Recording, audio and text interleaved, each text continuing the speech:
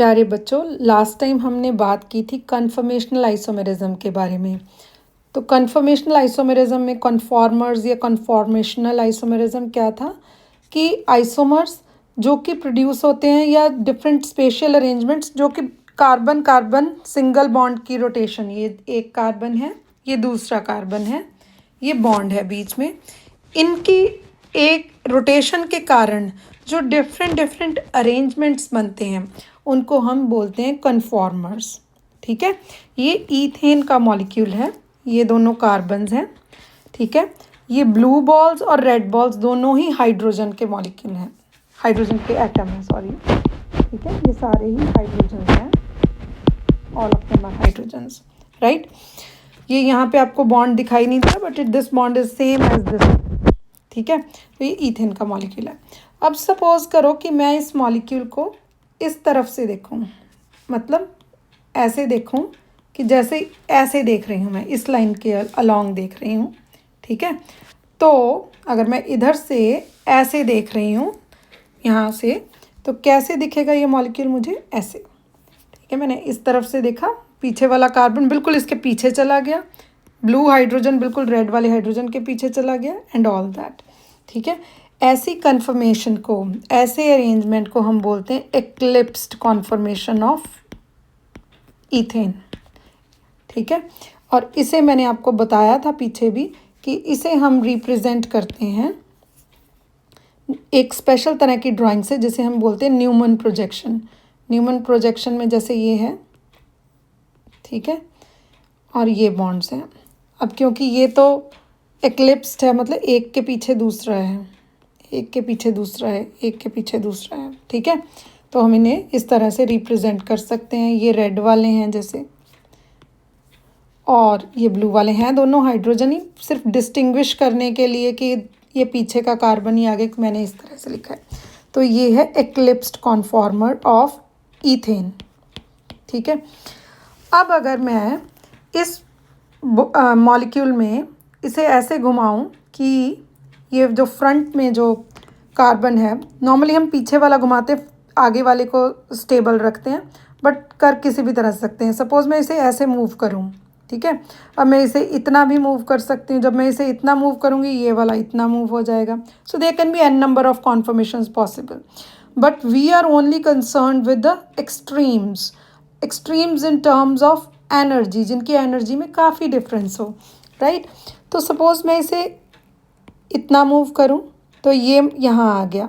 जब ये यहाँ आएगा, ये यहाँ चला जाएगा, ये यहाँ चला जाएगा। This is what is happening. अगर आप यहाँ देखें, ये देखिए, मैंने इसे यहाँ मूव किया, देखिए यहाँ आ गया ये, तो ये कहाँ चला गया? यहाँ, यहाँ आ गया, और ये वाला यहाँ चला गया। इस कॉन्फर्मेशन को हम बोलते हैं स्टैगर्ड कॉन्फर्मेशन, मतलब बिखरी हुई, जिसमें सब चीज़ें एक दूसरे से अलग दिख रही हैं। So such a conformation is called staggered conformation, staggered conformation. और इसे हम रिप्रेजेंट करते हैं इस तरह से। अब क्योंकि मैंने आगे वाले को हम डॉट से रिप्रेजेंट करते हैं, तो आगे वाले को हिलाया तो ये रेड, ये दूसरा रेड, ये तीसरा रेड। ठीक है, और पीछे वाला ब्लू, ब्लू और blue. This is the staggered conformation, right. So hydrogen, hydrogen, hydrogen, and then you have hydrogen, hydrogen, hydrogen, staggered conformation. इसमें अगर आप देखेंगे तो पहले वाले में एक दूसरे के बिल्कुल पास आए हुए हैं ये, ठीक है, और यहाँ पे ये दूर दूर हैं।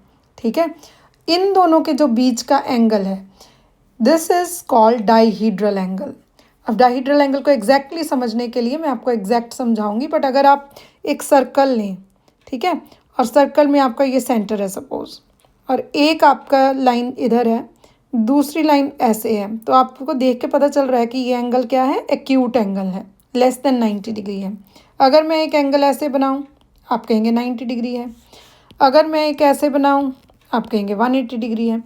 तो न्यूमन प्रोजेक्शन फॉर्मूले से हमें एंगल्स इजीली दिख जाते हैं। कौन से? Dihedral angle. Now what is dihedral angle, उसको हम समझते हैं। That's very important, right. तो we are going to understand what is dihedral angle. Normal जब आप एंगल की बात करते हैं, क्या बात आपके मन में आती है? आपके बात मन में आती है कि मुझे 3 पॉइंट्स चाहिए किसी एंगल को समझने के लिए। ऐसे ही हम एंगल को लिखते हैं angle A B C, right. ये है जैसे angle X Y Z. So you need 3 points to understand और टू डिफाइन एन एंगल। किसी एंगल को डिफाइन करने के लिए you need 3 points. But dihedral angle को डिफाइन करने के लिए आपको 4 पॉइंट्स चाहिए और 2 प्लेन्स चाहिए, ठीक है।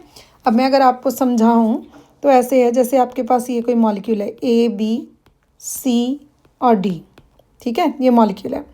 अब इसमें एक प्लेन है जो इन 3 एटम्स को डिफाइन कर रहा है, ठीक है। One plane is defined by these 3, another plane is defined by these 3, right.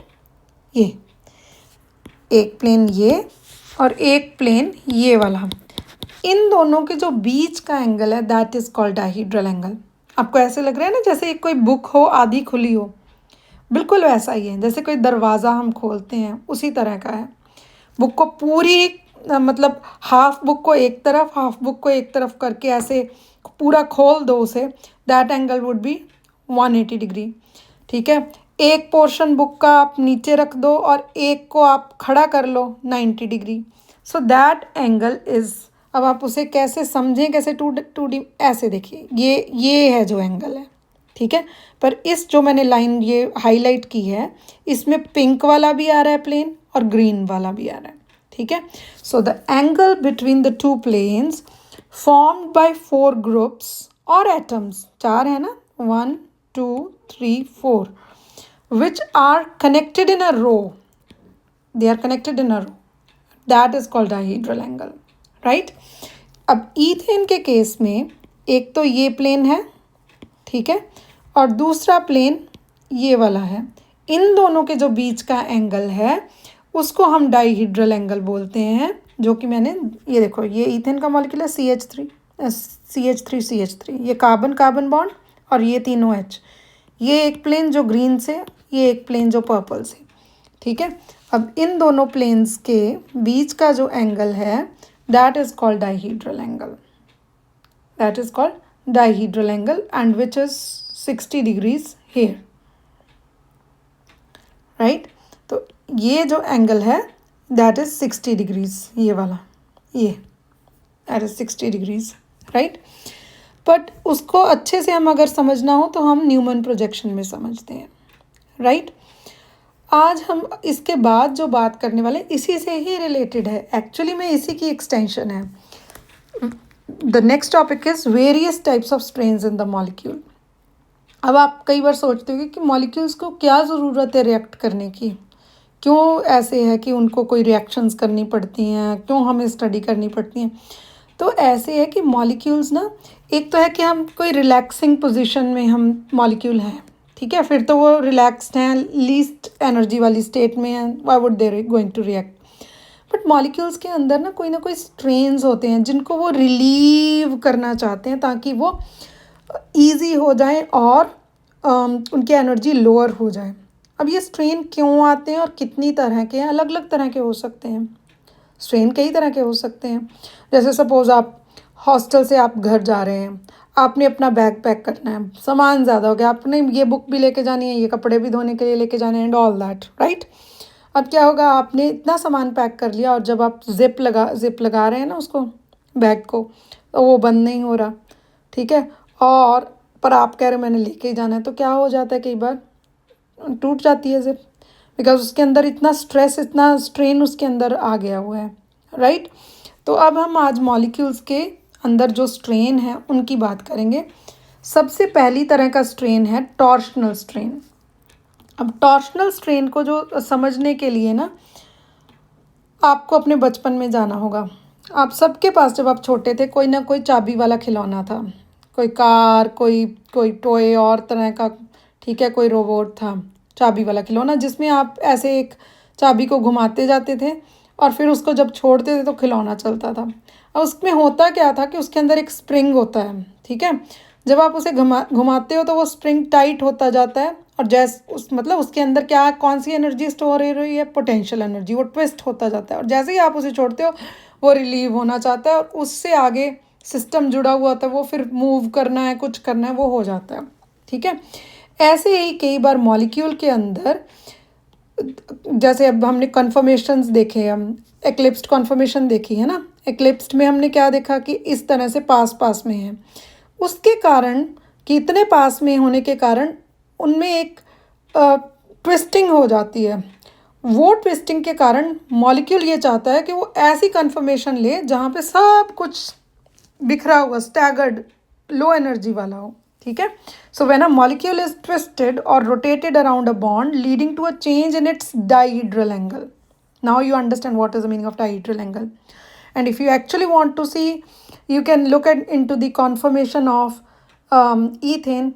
ठीक है, एक बार एक्लिप्स्ड वाले में उसका डाइहेड्रल एंगल 0 है और स्टैगर्ड वाले में 60 डिग्री है।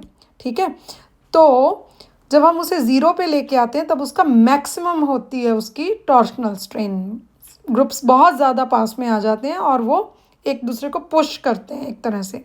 ठीक है, और उस क्योंकि इतने पास आ जाते हैं तो उनकी एनर्जी बढ़ जाती है, ऐसी एनर्जी को हम बोलते हैं टॉर्शनल एनर्जी। ये तब सबसे ज़्यादा होती है जब डाइहेड्रल एंगल 0 डिग्रीज होता है, जैसे कि इक्लिप्स्ड कॉन्फर्मेशन में। ठीक है, तो टॉर्शनल स्ट्रेन होता इसलिए है कि जब कोई ग्रुप्स बहुत पास में आ जाते हैं तो उनके जो इलेक्ट्रॉन क्लाउड्स हैं, ठीक है, जो उनके इलेक्ट्रॉन क्लाउड्स हैं वो एक दूसरे को रिपेल करने लग जाते हैं क्योंकि दोनों का चार्ज तो सेम ही है।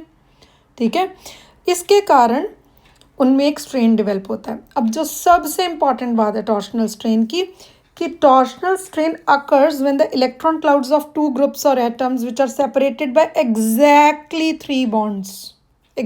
3 bonds come close together. This is very important.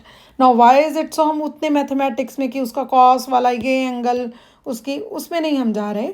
आपको सिर्फ ये बात इस टाइम पे समझनी है कि 3 bonds अपार्ट होने चाहिए, तब उस स्ट्रेन को हम टॉर्शनल स्ट्रेन की कैटेगरी में कैटेगराइज करते हैं। ठीक है, ये है एक्लिप्स्ड कॉन्फर्मेशन ऑफ ईथेन। इसमें जो डाइहेड्रल एंगल है दैट इज़ 0 डिग्रीज, और जब 0 डिग्री डाइहेड्रल एंगल होता है तो टॉर्शनल एनर्जी सबसे ज़्यादा या टॉर्शनल स्ट्रेन सबसे ज़्यादा होता है। ठीक है, this is the torsional strain. Hydrogen का इलेक्ट्रॉन क्लाउड, दोनों हाइड्रोजन्स का इलेक्ट्रॉन, इनमें ये जो स्ट्रेन यहाँ पे होगा दैट इज़ टॉर्शनल स्ट्रेन। अब अगला मॉलिक्यूल देखते हैं। ये मॉलिक्यूल है साइक्लोहेक्सेन, 6 कार्बन है। ठीक है, और नॉर्मली ये इस तरह की कन्फर्मेशन में रहता है, इसको हम पढ़ेंगे आगे। ये भी 6 ही है ना कार्बन्स, देख लो 1 2 3 4 5 6। ठीक है, तो मैंने इसे ये ड्रॉ किया हुआ है। ठीक है, अब इसमें अगर आप ये दोनों हाइड्रोजन्स देखें और कहें कि क्या यहाँ ये टॉर्शनल स्ट्रेन है, बताओ।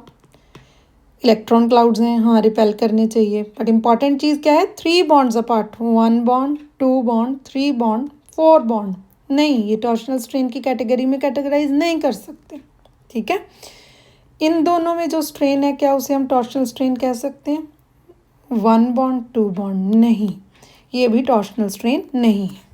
ठीक है, सो टॉर्शनल स्ट्रेन ट्विस्टिंग के कारण आता है। उसको देखने के लिए हमें डाइहेड्रल एंगल को देखना होगा और ये देखना होगा कि क्या 3 bonds अपार्ट हैं दोनों ग्रुप्स, राइट। अगर डाइहेड्रल एंगल 0 है, जितना डाइहेड्रल एंगल कम उतना टॉर्शनल स्ट्रेन ज़्यादा। ओके, स्टेरिक स्ट्रेन पे आ गए हम। स्टेरिक स्ट्रेन, जब कोई 2 ग्रुप्स हैं उनको हम स्पेस में बहुत क्लोज फोर्स कर दें एक दूसरे के, ठीक है, जितना उनका वंडरवॉल रेडियाई है, मतलब सेंटर्स में जितना डिस्टेंस होना चाहिए उससे भी ज़्यादा उनको फिजिकली जैसे पुश करने वाली बात है एक दूसरे में, तो जो स्ट्रेन डेवलप होता है, जो टेंशन डेवलप होती है उसको हम स्टेरिक स्ट्रेन कहते हैं। इसमें कोई भी इस तरह की बात नहीं है कि इतने स्पेसिफिक नंबर ऑफ बॉन्ड्स होने चाहिए। Steric strain does not require any specific number of bonds separating the atoms और द ग्रुप्स। और स्टेरिक स्ट्रेन के कारण जो एनर्जी सिस्टम की बढ़ती है वो टॉर्शनल स्ट्रेन से ज़्यादा होती है, मतलब टॉर्शनल स्ट्रेन से मॉलिक्यूल उतना ज़्यादा अनस्टेबल नहीं होता जितना कि स्टेरिक स्ट्रेन से होता है, राइट। इसको समझने के लिए आप देखिए ये पर्पल और जो मैंने येलो में क्या ये स्टेरिक स्ट्रेन है? नहीं, ये टॉर्शनल स्ट्रेन है। 1 bond, 2 bond, 3 bond, this is torsional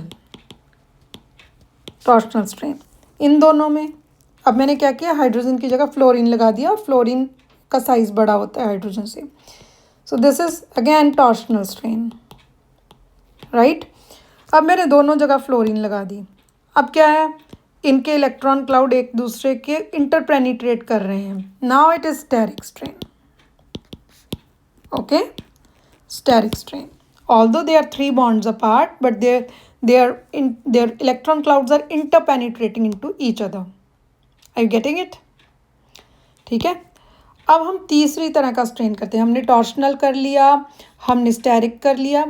तीसरी तरह का जो स्ट्रेन है that is called angle strain, right. अब हम एंगल स्ट्रेन को समझेंगे कि एंगल स्ट्रेन क्या है। एंगल स्ट्रेन को समझने के लिए आप इस एग्जाम्पल को देखें, ठीक है। ये मॉलिक्यूल क्या है, ये जो मैंने ड्रॉ किया है, ये वाला, ये अगर मैं ड्रॉ करूँ CH3 CH2 CH3, 3 कार्बन, तो क्या वर्ड आएगा, सफिक्स प्रोप। और ये एल्केन है तो क्या बनेगा, प्रोपेन, राइट। तो मैंने प्रोपेन ड्रॉ किया यहाँ पे, ये प्रोपेन है, 3 carbon, carbon number 1, carbon number 2, and carbon number 3, ठीक है। इस टाइम पे अगर आप ये देखें कि ये दोनों बॉन्ड बिल्कुल स्ट्रेट हैं, ठीक है। अब सपोज मैंने बनानी है साइक्लोप्रोपेन, CH2 CH2 CH2, ठीक है। अब जैसे ही मैंने क्या किया कि एक और पाइप लेके इन दोनों कॉर्नर्स को जोड़ना चाहा to form the cyclopropane molecule, ठीक है। तो क्या हुआ, देख रहे हो आप कि कैसे मेरी पाइप्स मुड़ गई हैं। इस स्ट्रेन को हम बोलते हैं एंगल स्ट्रेन। अब ये हुआ क्यों, ये ज्योमेट्रिक कंस्ट्रेंट के कारण है। क्यों? क्योंकि अगर आप देखें, मैं अगर आपसे पूछूं कि आपने घर में सीलिंग फ़ैन देखा होगा, सीलिंग फ़ैन है ना जो छत पे लगा हुआ होता है, ये सीलिंग फ़ैन की सेंट्रल प्लेट है, मोटर जो है, और मैं आपको 2 ब्लेड्स दूं, ब्लेड्स मतलब जो पंखे के पर होते हैं, ठीक है, विंग्स होते हैं। अब मैं कहूँ कि आपने 2 ब्लेड्स इसके अराउंड लगाने हैं, तो आप कैसे लगाओगे? क्या आप ऐसे लगाओगे या आप ऐसे लगाओगे कि ये सेंट्रल प्लेट है और ऐसे लगाओगे? ऑब्वियसली आप कहोगे हम ऐसे लगाएंगे। क्यों? क्योंकि इसमें क्या है कि वो एक दूसरे में उनके इंटरफेरेंस बहुत ज़्यादा है फर्स्ट केस में, दूसरे में जितना मिनिमम हो सकती इंटरफेरेंस या मिनिमम रिपल्शंस है उतनी है, ठीक है। अच्छा, अब अगर सपोज 3 आप सेंट्रल एक वो है, ये सेंट्रल प्लेट है फैन की, ठीक है, ये भी एक और बना लेते हैं। अब आपको मैं कहूँ कि 3 लगाने हैं, तो क्या आप ऐसे लगाओगे या आप ऐसे लगाओगे या कोई और इसके अलावा ये जो अरेंजमेंट है, क्या इसके अलावा कोई और अरेंजमेंट 3 ब्लेड्स लगाने का इससे अच्छा कोई है? नहीं है, क्योंकि यही बेस्ट अरेंजमेंट है जिसमें कि मिनिमम रिपल्शंस है, मिनिमम उनकी आपस में बजने के चांसेस हैं। अब इसमें अगर आप एंगल देखें तो एंगल कितना है, अगर सेंटर से इसे जोड़ दो, ये अगर सेंट्रल पॉइंट है ये और ये, आप अगर देखोगे ये एंगल 120 आएगा, ठीक है। अब इसी तरह से अगर सपोज आपको 4 ब्लेड्स या 4 विंग्स उसके साथ अटैच करने हैं, 4 करने हैं आपने, तो आप कहोगे कि बेस्ट ये है कि चारों को 90 डिग्री पे स्क्वायर के फॉर्म में लगा दें तो मिनिमम रिपल्शंस होंगी। ये तब है बच्चे जब आप 2D में बात कर रहे हो, आप प्लेन में बात कर रहे हो, पर जब आप 3D में बात करते हो और आपको 4 बॉन्ड्स ऐसे या 4 विंग्स लगाने सेंट्रल उसमें, तो जो आप करके देख लेना, क्ले लेके और 4 आप टूथपिक्स ले लेना, उससे करके देख लेना, तो बेस्ट जो अरेंजमेंट होगा ना, बेस्ट अरेंजमेंट वो होगा जब एंगल इनमें आएगा 109 डिग्री 28 मिनट्स, 109.5। इसे हम टेट्राहेड्रल एंगल कहते हैं। तो जब सेंट्रल पोजीशन के साथ चार चीज़ें लगनी होती हैं तो बेस्ट एंगल जिससे कि मिनिमम टेंशन या मिनिमम स्ट्रेन होता है that is 109 degree 28 minutes. But इस केस में अगर आप देखें, जब आप साइक्लोप्रोपेन बना रहे हो तो वो फोर्स कर रहे हो उसको कितने पे, एंगल बहुत कम हो रहा है। देखो एक्यूट में जा रहा है, होना कितना चाहिए 109 डिग्री 28 मिनट्स, हो कितना रहा है बहुत कम। सो इट्स लाइक आप उसे फोर्स कर रहे हो डिक्रीज कर, उसका जो आइडियल एंगल है उससे आप उसको कम एंगल पे, एक्यूट एंगल पे लेके जा रहे हो, और ऐसे स्ट्रेन को हम बोलते हैं एंगल स्ट्रेन। ठीक है, और इस स्ट्रेन के कारण ये जो मॉलिक्यूल है ये बहुत रिएक्टिव हो जाता है क्योंकि इसकी एनर्जी बहुत बढ़ जाती है, वांट्स टू ओपन अप, खुलना चाहता है कि मैं खुल जाऊं फटाफट ताकि मेरे अंदर जो स्ट्रेस है वो स्ट्रेन है वो कम हो जाए। ठीक है, तो इन साइक्लोप्रोपेन्स और इनके अंदर जितनी तरह के स्ट्रेन्स हैं इसको हम अगली वीडियो में पढ़ेंगे। आई होप आपको चीज़ें क्लियर हुई होंगी। अगर आपको ये पसंद आ रहा है कंटेंट तो आप प्लीज़ लाइक कीजिए और सब्सक्राइब कीजिए। Thank you.